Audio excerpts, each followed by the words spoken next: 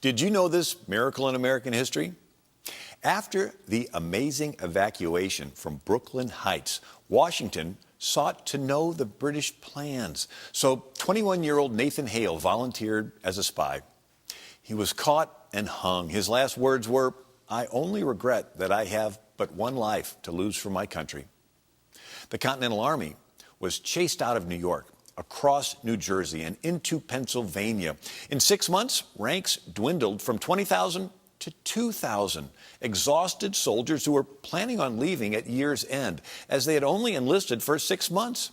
Philadelphia was in panic, expecting a British invasion. The Continental Congress packed up and fled, giving their last instructions: "Until Congress shall otherwise order, General Washington shall be possessed of full power to order and direct all things." Washington had Thomas Paine's pamphlet, The American Crisis, read to his troops. "These are the times that try men's souls. The summer soldier and the sunshine patriot will in this crisis shrink from their service of their country. Tyranny like hell is not easily conquered, yet we have this consolation with us, that the harder the conflict, the more glorious the triumph. Heaven knows how to put a proper price on its goods, and it would be strange indeed if so celestial an article as freedom should not be highly rated." Thomas Paine's pamphlet continues, "In the 15th century, the whole English army was driven back by a few broken forces headed by a woman, Joan of Arc. Would that heaven might inspire some Jersey maid to spirit up her countrymen." With the password for his military operation being victory or death, Washington's troops crossed the ice-filled Delaware River on Christmas Day evening in a blizzard. Trudging through blinding snow with one soldier freezing to death on the march, they attacked Trenton, New Jersey at daybreak, December 26th of 1776. The feared German Hessian mercenary troops, hired by King George III, were trained to fight in an open field and were not prepared for Americans firing from behind every tree.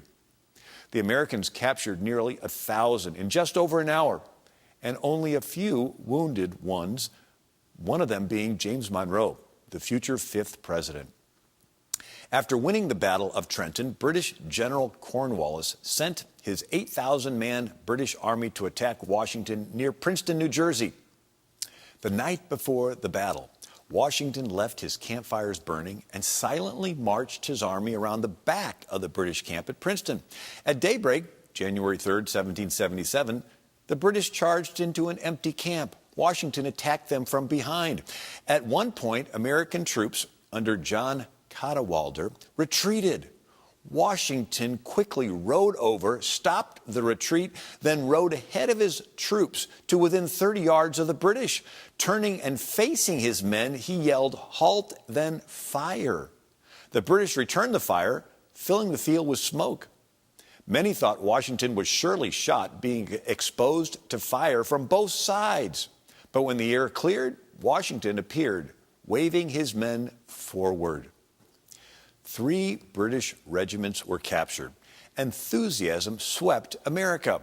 Frederick the Great of Prussia called the 10 days from December 26, 1776 to January 3rd, 1777, the most brilliant in the world's history.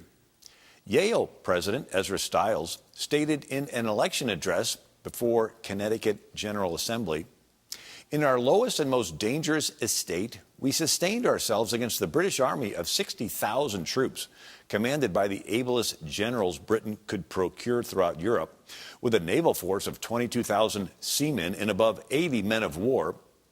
Independence was now sealed and confirmed by God Almighty in the victory of General Washington at Trenton and in the surprising movement and battle of Princeton.